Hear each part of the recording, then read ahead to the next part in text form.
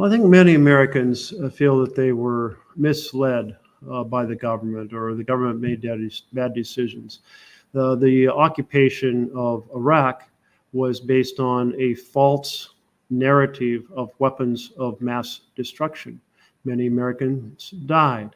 A lot of American resources were spent. Many soldiers came back with significant injuries. And we essentially disrupted a balance in the region in a way that did not serve American interests, because that balance that existed, or that tension and balance that existed between Iran and Iraq, was modified in a fashion that gave Iran much more influence, which did not serve our particular national interests. So a huge mistake. And the United States made a huge mistake by trying to occupy Afghanistan. Again, many Americans died. Many huge numbers were injured.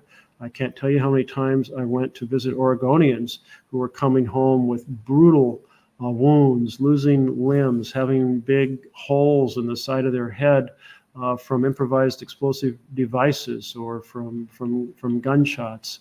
And it showed that we had not thoughtfully considered the limits of our influence in a nation which had a very different tradition, very different historical story, very different economy, very different culture, very different language, so on and so forth, had not considered the limits of our influence in trying to build institutions based more on a Western style that were a natural generator of opposition from very conservative forces within Afghanistan. So here you have these big episodes where we made massive foreign policy mistakes, spending some $2 trillion in resources, in addition to the injuries and the deaths of our citizens in Afghanistan alone.